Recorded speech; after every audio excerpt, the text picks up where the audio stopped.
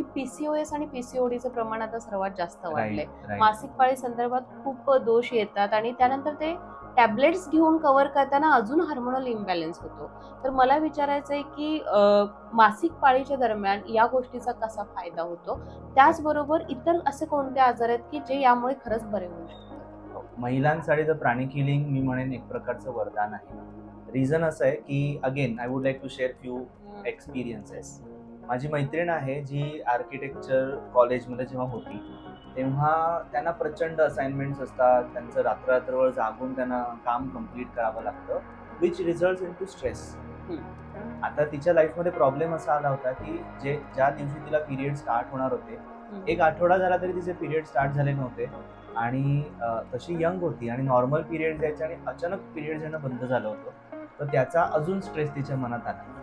So तिने जेव्हा मला अप्रोच केलं की आदित्य असा प्रॉब्लेम होतोय, सो हिलिंग करून जेव्हा तिला आपण चक्र बॅलन्स केली त्या दिवशी, संध्याकाळपर्यंत तिचा मला पुन्हा कॉल आला की जे पिरियड्स अचानकच सुरू म्हणजे झाले, जे येत नव्हते ते आपोआप हील झाले, नॉर्मलाइज झाले. तर त्याचं सिम्पल रिझन असं होतं, बिकॉज ऑफ स्ट्रेस त्या मुलीला हॉर्मोनल इम्बॅलन्स झाला होता. आणि जसं तिच्या ऑरातला स्ट्रेस काढून टाकला, तिची बॉडी नॅचरली रिस्टोर झाली. ते पिरियड्स जे रेग्युलर यायचे ते यायला सुरुवात झाली. दुसरा एक त्रास महिलांमध्ये आपण पाहतो, त्याला म्हणतात फायब्रॉइड्स. अगेन पीसीओडी पीसीओएसच्या शी रिलेटेडच आहे.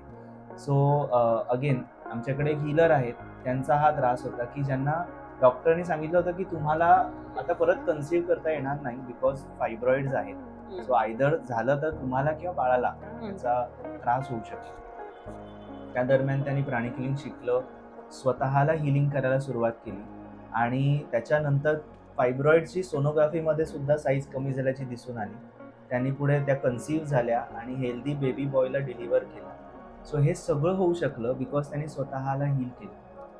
अजून एक केस मला शेअर करावीशी वाटते, ती अबाउट थायरॉइड. की आमच्या सेंटरमध्ये एक प्रोफेशनल हीलर आहे. त्यांनी प्राणिक हिलिंग जॉईन केलं होतं बिकॉज त्यांना थायरॉइडचा प्रॉब्लेम होता. आणि जर तुम्हाला माहिती असेल तर बऱ्याच वेळेस डॉक्टर असं म्हणतात की एकदा तुम्हाला थायरॉइड झाला की तुम्हाला लाईफ टाईम त्याची गोळी घ्यायचीच आहे.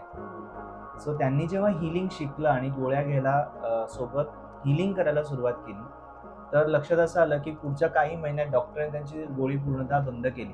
आणि आज आता 10-11 वर्ष झाली आहेत की त्या दुसऱ्यांचं थायरॉइड बरं करतायत, दुसऱ्यांचं डायबिटीज बरा करतायत, पण स्वतः एकही गोळी घेत नाही.